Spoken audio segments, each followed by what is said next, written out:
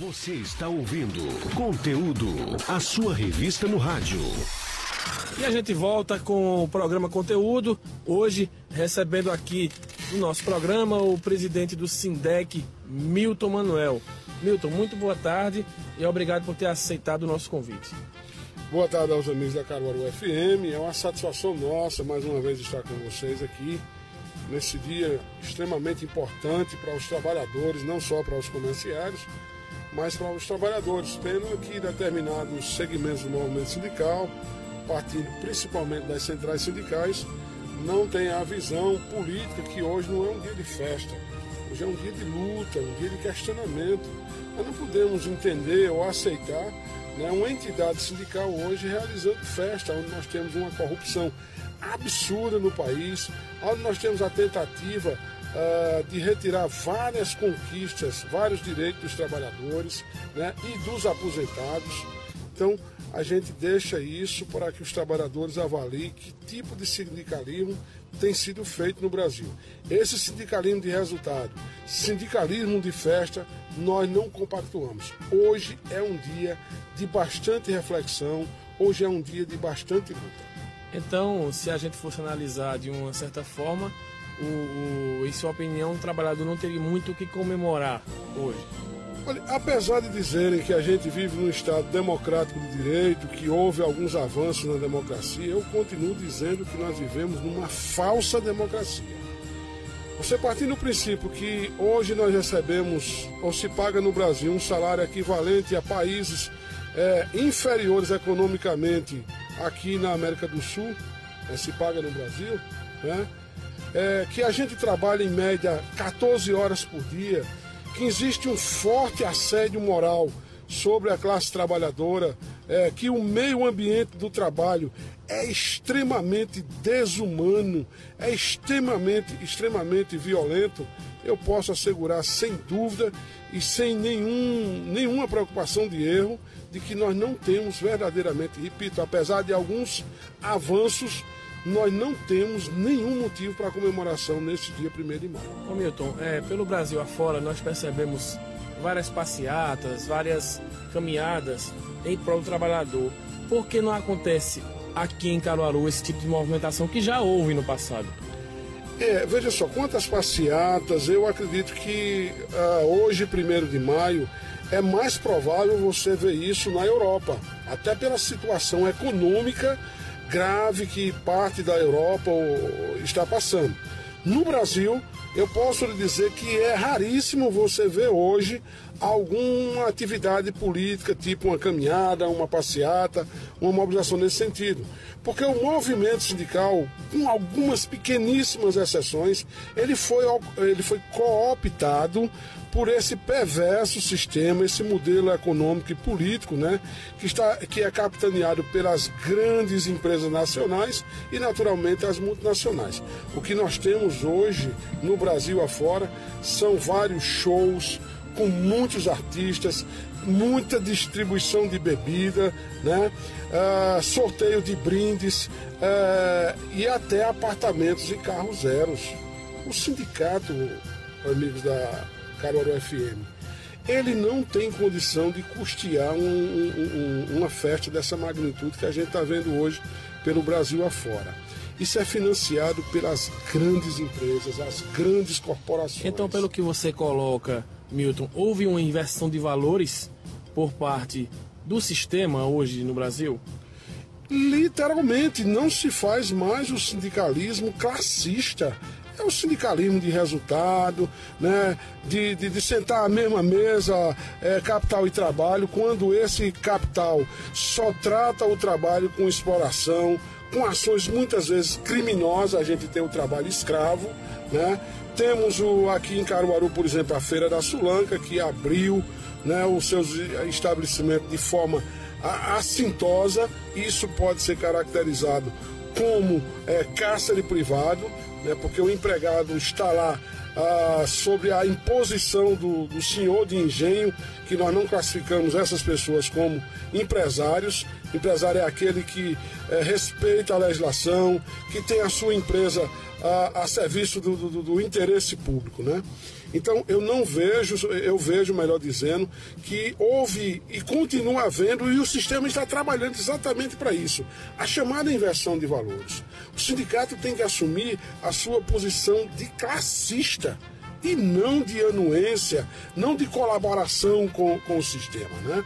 Mas isso houve, não agora, mas desde Collor, os governantes estão conseguindo cooptar, né? Inclusive, repito, essas festas são financiadas também pelo poder público, pelo governo federal, pelo governo estadual, municipal, que é uma oportunidade muito grande para essa população se envolver hoje nessa grande festa e esquecer das grandes mazelas, das grandes tragédias que acontecem todos os dias. Nós estávamos, a propósito, Mário, nós estávamos de 25 a 27, nós estávamos no seminário Liberdade Sindical em Brasília, que eu vi como um jogo de carta marcada. Isso foi realizado no TST, em Brasília, naturalmente. E o que é que a gente viu? Primeiro, o TST promoveu este debate e todos os palestrantes, sem nenhum erro, sem nenhum perigo de errar, todos os palestrantes e os painelistas estavam direcionados a defender que o sistema sindical brasileiro, no caso, as fundações de sindicatos, é garantido pela Constituição.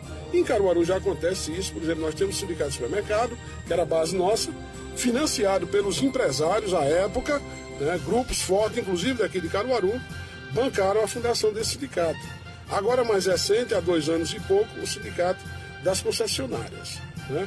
Então, eles querem pulverizar o movimento sindical, digamos aqui em Caruaru, de acordo com o entendimento e já sentenças prolatadas pelo Brasil afora, inclusive em última instância pelo TST, tem garantido o quê? Que possa se fundar o sindicato dos trabalhadores em empresas que vendem calçados, nas livrarias, óticas. Isso é pulverizar o movimento sindical, consequentemente enfraquecer o movimento sindical. E qual é o discurso desses senhores, especialmente do TST? É de que está incluso na Constituição Federal a liberdade sindical. Então o trabalhador pode fundar quantos sindicatos queiram. Agora, por trás disso estão as grandes empresas, inclusive multinacionais, no sentido de fazer com que os trabalhadores, se estão desmobilizados, com a fundação de mais sindicatos na mesma base, venham a se enfraquecer mais ainda. A outra questão, a extinção da contribuição sindical, que é o que financia a entidade sindical, tanto dos trabalhadores quanto patronal.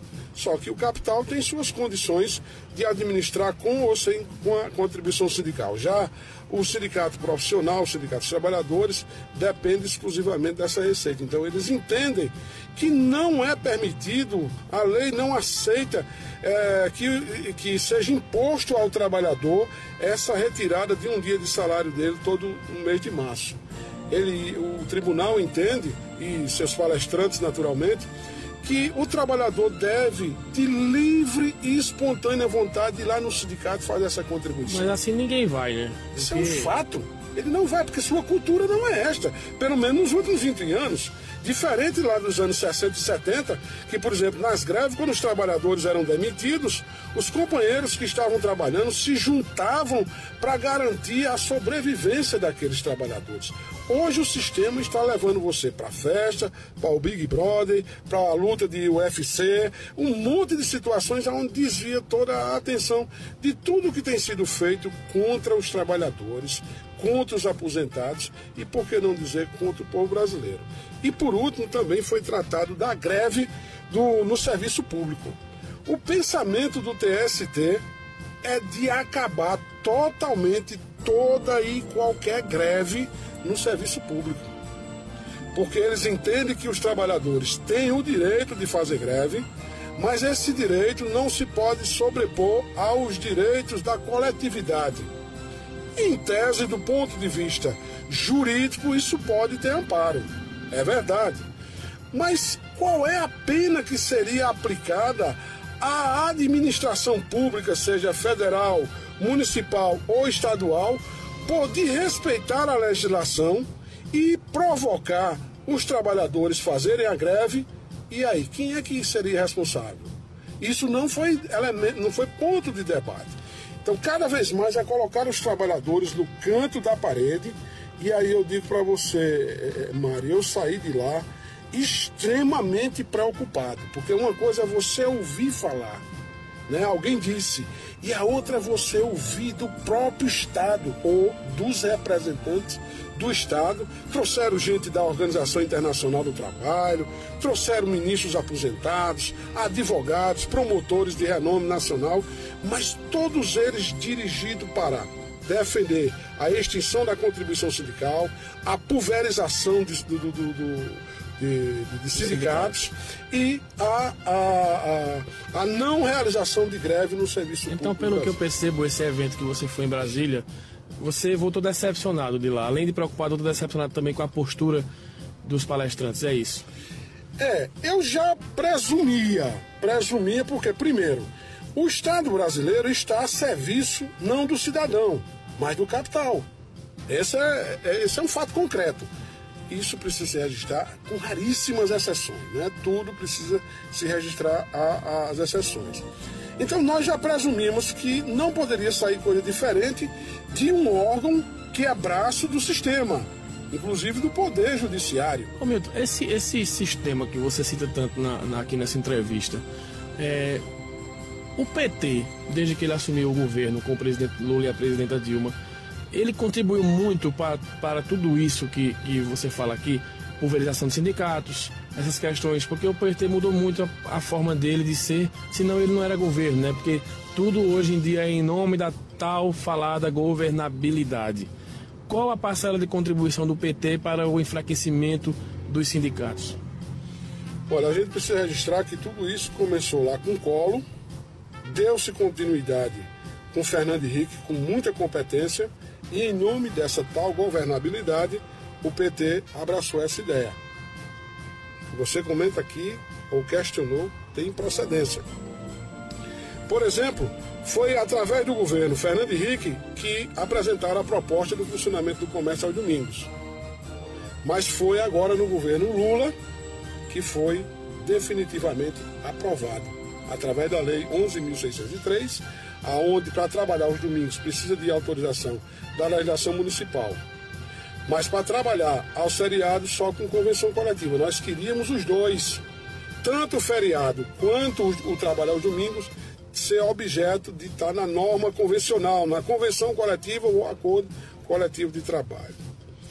A gente precisa ter um certo cuidado, Mário, quando vai falar do PT, eu estou falando eu enquanto dirigente sindical, porque eu também fui fundador do PT em Caruaru, né, tive a minha pequena parcela de contribuição, mas tive... Você hoje é do PCdoB? Não, hoje eu estou sem filiação partidária. Inclusive... Né? Teve problema até para ser iria ser candidato, pré-candidato, alguma coisa assim? Infelizmente eu tive envolvido com a minha atividade sindical, não cuidei a tempo da questão da filiação partidária, porque eu estava afiliado ao PSB, não comuniquei ao juiz quando me desfiliei me filiei ao PCdoB, então logicamente deu filiação dupla e apareceu advogado me querendo R$3.500 e eu não sou vendedor de crack. E nem preciso da política para fazer a minha feira, graças a Deus. De modo que o PT, ele deu uma contribuição. O país hoje está numa situação econômica não boa, de forma nenhuma, mas poderia estar muito melhor se não fosse os conchavos que fez, inclusive com o PSDB. A gente tem, por exemplo, a questão das aposentadorias. A gente tem a questão do imposto de renda, a questão do Código Florestal, que Dona Dilma está aí vacilante. Isso é extremamente perigoso, a questão do Código Florestal, né? Mas quem é que banca este pessoal, inclusive o pessoal do PT? São altos empresários, altos banqueiros. Então eu acho que o PT, eu tenho certeza, o PT e vários outros partidos que tiveram uma contribuição muito grande no processo da chamada redemocratização do país, mas eles também foram cooptados. Esse sistema o PT faz parte também, né? O PT e vários outros partidos, eles fazem parte né? Então, esse perverso sistema, eu digo, são as grandes empresas, são os governantes municipais, federais, estaduais, que eles estão alinhados com o objetivo só de manter o lucro a qualquer custo. E eu sempre costumo dizer, nós estamos agora voltando de forma objetiva, de forma concreta, isso sem nenhum reducionismo, né? Sem querer ser reducionista, melhor dizendo, nós estamos voltando ao período da Roma Antiga. Do planeta Circense? Isso. Os impostos que nós pagamos e a promoção de festas, o futebol, o carnaval, esse famigerado São João de Caruaru. Porque ele vai trazer emprego, vai trazer renda. Tudo bem, mas esse custo-benefício não bate, né? Mas, Milton, muita gente questiona e afirma que o seu discurso é muito radical, quando você, por exemplo, cita de uma forma muito dura o São João de Caruaru. Como é que você ouve essa questão do discurso radical, as pessoas que dizem isso? Porque falar que, por exemplo, você defende que o São João não exista mais, ou seria uma reorganização da festa?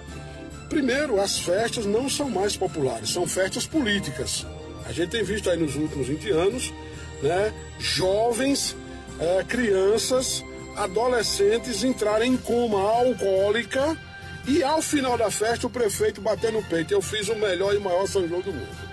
A festa é patrocinada por uma grande empresa ou por grandes empresas.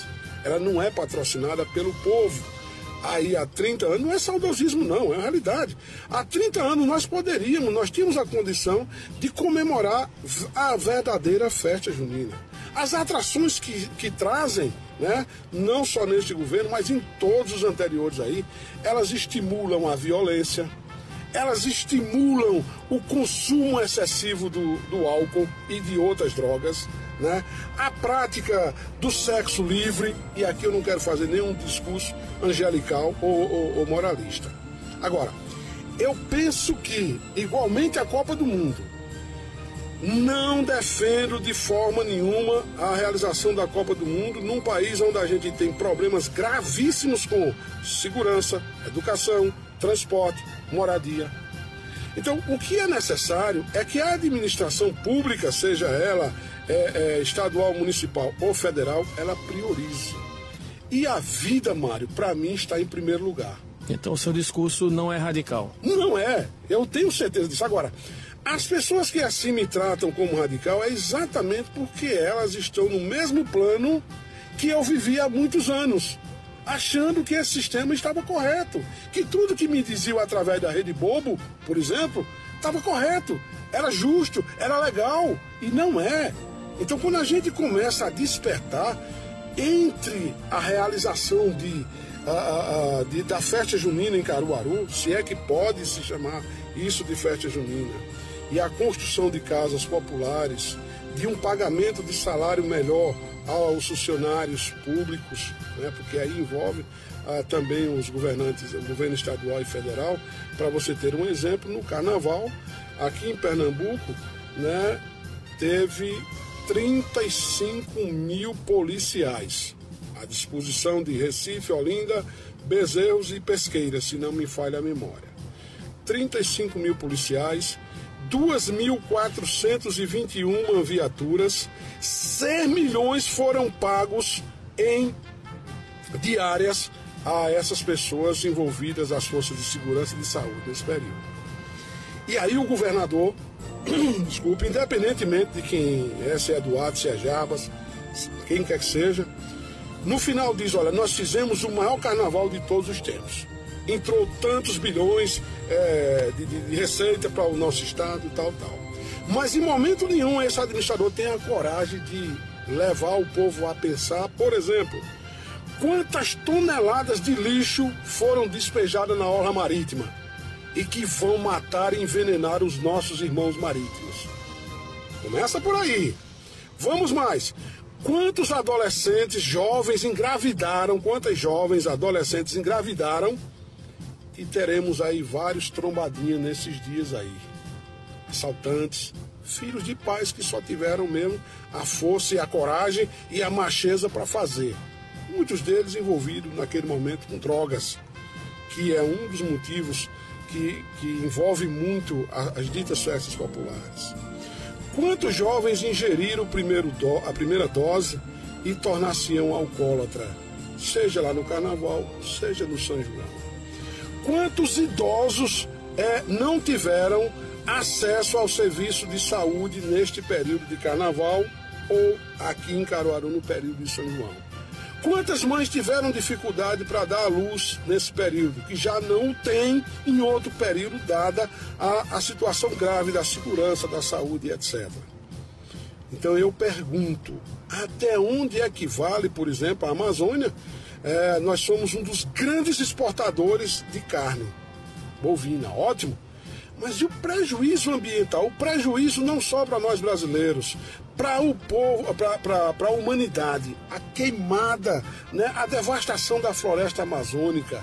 Nós talvez não, Mário, mas a geração futura, inclui isso aí, os nossos filhos, os nossos netos, vão pagar muito caro por esse falso desenvolvimento que nós vivemos. Então eu não estou defendendo que todo mundo agora vai viver dentro de um convento, não. Embora que lá no convento também é lugar de provocar as pessoas a pensar. Eu estou dizendo que entre a vida, o meio ambiente e um trabalho digno e uma economia forte que não respeita esses 3 itens, eu vou ficar com o atraso, eu vou ficar sem a festa, mas vou defender que as pessoas tenham verdadeiramente a sua dignidade respeitada, que tenham um ambiente do trabalho digno, que tenham condições de trabalho e de salário minimamente dignas, que nós tenhamos uma cidade onde nós temos a condição de mobilidade que nós não temos, e aqui não é uma crítica a esta administração, porque são situações anteriores, eu falo na questão da mobilidade, né? Então a gente precisa aproveitar, Mário, esse 1º de maio para ver todo esse conjunto de situações, e não se trata de você ser radical. Você é um jornalista, me permita agora inverter os papéis aqui. Você é um jornalista que você sabe muito bem que em meio a seus colegas você é tido como um cara radical, né? Porque você tem uma concepção de um jornalismo ético, sério, humanístico, enquanto determinado segmento é um jornalismo bajulativo, né? Um jornalismo de flores. Então, naturalmente, agora eu prefiro ser taxado de radical do que ser taxado de viver fazendo parte desse perverso sistema, dizendo uma coisa hoje, sendo outra amanhã. E aqui em Caruaru, e eu não quero ser aqui me avorar o arauto da verdade, mas eu entendo, Mário, e nossos amigos da Caruaru FM, que nós aqui, a nossa passagem aqui neste plano, não é somente para nascer, comer, beber, dormir e morrer. Né? Tem que deixar alguma mensagem. Né? Precisamos provocar o Sócrates, fazer isso, e fez em toda a sua vida, inclusive morrendo lá nos seus últimos dias, provocando as pessoas a pensar. Milton, nessa provocação que você faz, a gente recebeu durante essa semana, nesse 1º de maio, um e-mail falando da fiscalização que vai ser realizada hoje, está sendo realizada hoje em Caruaru. E fica uma dúvida muito grande na cabeça das pessoas. Quem tem que fazer a fiscalização é a prefeitura, não é isso? E não o Ministério do Trabalho, que muita gente, Ministério não, a Regional do Trabalho, muita gente confunde. Como é esse processo de fiscalização? Na verdade, os 2 órgãos, o Poder Público Municipal e o Ministério do Trabalho, através da Gerência do Trabalho em Caruaru, eles 2 têm o dever legal de fiscalizar amanhã. Os 2. Agora, as competências é a seguinte: a do Ministério do Trabalho é de fiscalizar as normas de trabalho.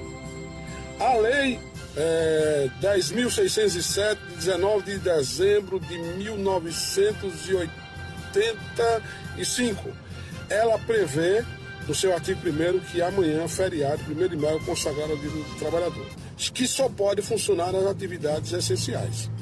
Comércio não é atividade essencial. Então o fiscal do trabalho vai chegar lá e encontra a empresa aberta, naturalmente com pessoas laborando, ele vai autuar. Agora, a competência, o poder de polícia de fechar o estabelecimento é da prefeitura. E ela não tem feito isso. O Ministério do Trabalho, com todas as dificuldades que tem, ele tem feito isso. Você teve na inauguração Tivemos e cobramos isso, inclusive, nós colocamos na internet essa cobrança que fizemos. Porque, pelo que eu percebi, é o seguinte, né? Teve muita pompa nessa inauguração, veio muita gente importante, né? Uma saudação especial ao André Luiz Negromonte, uma pessoa muito querida aqui em Caruaru. Mas e a estrutura de hoje, Milton? Qual é a realidade hoje do Ministério do Trabalho em Caruaru? No Brasil. No Brasil. Extremamente precária.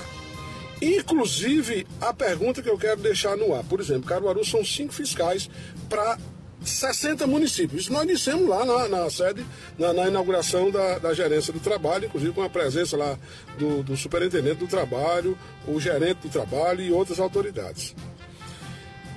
5 fiscais, 6 fiscais mais propriamente, para aproximadamente 60 municípios. É muito pouco, né? Não existe fiscalização. Não existe.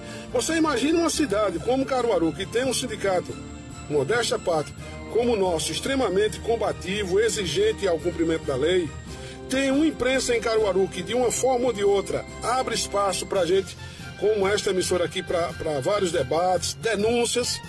Imagine cidades tipo Santa Cruz, do Capibaribe, onde não tem Ministério do Trabalho. Os órgãos de comunicação de lá são extremamente ligados ao capital explorador, ao poder político, né? Então os trabalhadores ali não têm voz e vez de nada. Então é extremamente precária a fiscalização do Ministério do Trabalho, dado não por omissão do superintendente, do Francisco Reginaldo. Não. Mas pelo que eu percebo, a sua relação com o Francisco Reginaldo é muito boa, né? Sim, e com o doutor André também, o superintendente, porque a nossa relação é institucional, né? Eu sei que, por exemplo, o doutor Francisco não autuou 50 empresas que porventura estivesse aberta, não porque ele não foi para a rua, ele foi, mas só tinha mais 2 colegas. Se tivesse 6 ou 8, tinha sido autuado mais. Mas a sua equipe, vocês nesses dias de feriados, como é o caso de hoje, vocês também fiscalizam e fazem denúncia ou não é papel do sindicato de forma alguma fazer isso? A competência do sindicato é receber a denúncia. Primeiro, requer a fiscalização, como a gente faz todos os feriados. Isso há mais de 8 dias que já foi requerido ao Ministério do Trabalho e à Prefeitura, com antecedência, para depois alguém dizer não foi feito em cima da hora. Então a competência do sindicato é requerer o resultado da fiscalização, requerer a fiscalização. Também tem competência para depois requerer que estes órgãos informem as ações que realizaram naquele dia. E a gente pode e deve estar na rua auxiliando a fiscalização, mas nós não temos o poder de polícia, nós não temos competência para fiscalizar. Vocês podem auxiliar. Por exemplo, fica gente no sindicato, e já vou aproveitar aqui, tem gente de plantão no telefone 3721-2894. 3721-2894. Então liga, a loja tal, no setor tal está aberta. Então a gente passa para o auditor do trabalho e ele se desloca para lá. Agora, o que é que a gente precisa, além dessa questão de competências de fiscalização? A gente precisa dizer o seguinte, que não há nada que justifique o comércio aberto, as empresas do entorno do Pátio 18 de Maio funcionando amanhã. Aí a gente tem que responsabilizar publicamente a Prefeitura de Caruaru, porque em momento nenhum houve conversa com a gente para manter essa feira. Mas a Prefeitura disse que foi o Sulanqueiro que solicitou. Mas acontece que a economia de Caruaru, a força de trabalho não é só feita pelos sulanqueiros, a força de trabalho é feita também pelos comerciários. Nós somos uma das categorias mais importantes na realidade econômica de Caruaru e da região, e por que não dizer de Pernambuco. Então, em momento nenhum, a administração pública convidou a gente para discutir esse assunto.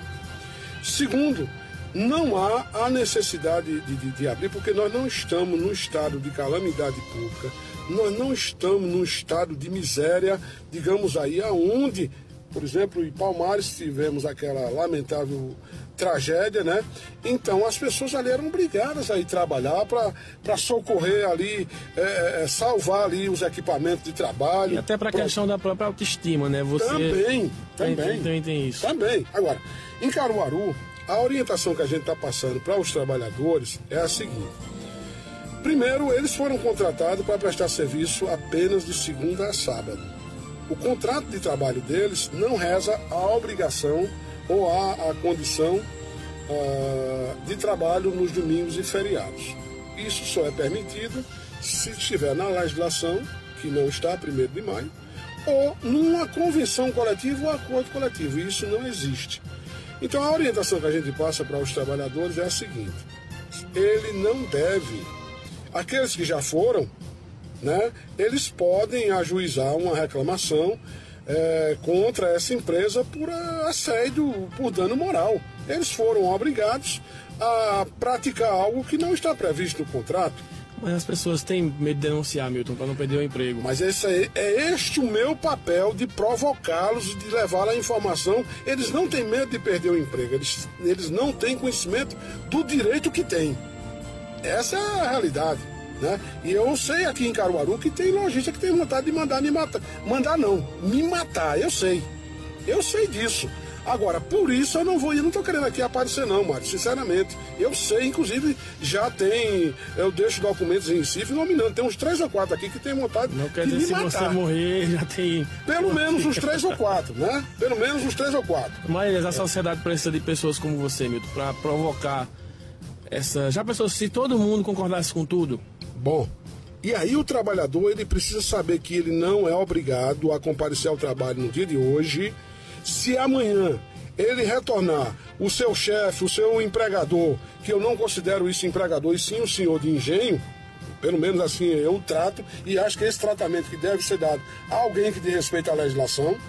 Então, se vier com suspensão, advertência ou demissão, não cabe.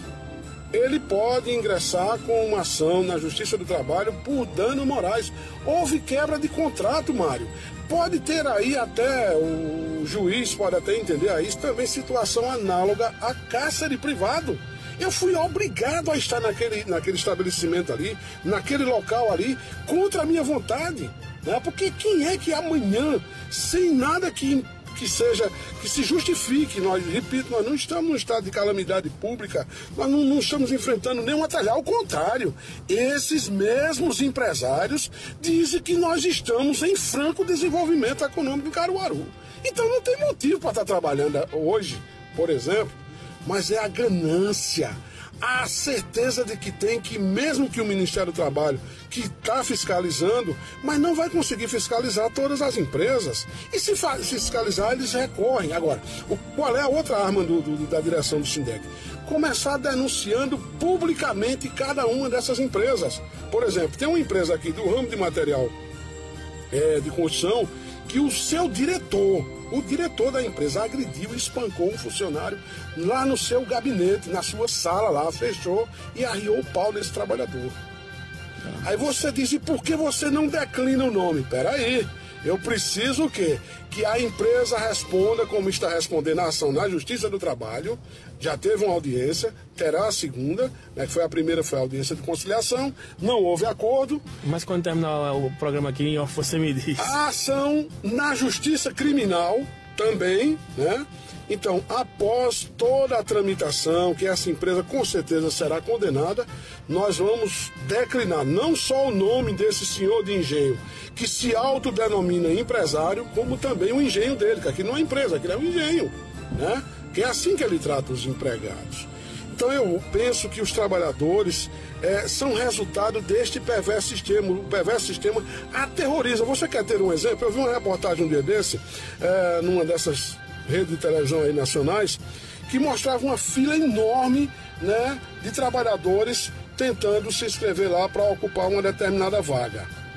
E aí eles mostravam a câmera, o jornalista lá, o repórter, mostrava uma senhora com uma criança nos braços, né, dizendo que precisava muito daquele emprego, que já fazia muito tempo que estava desempregada.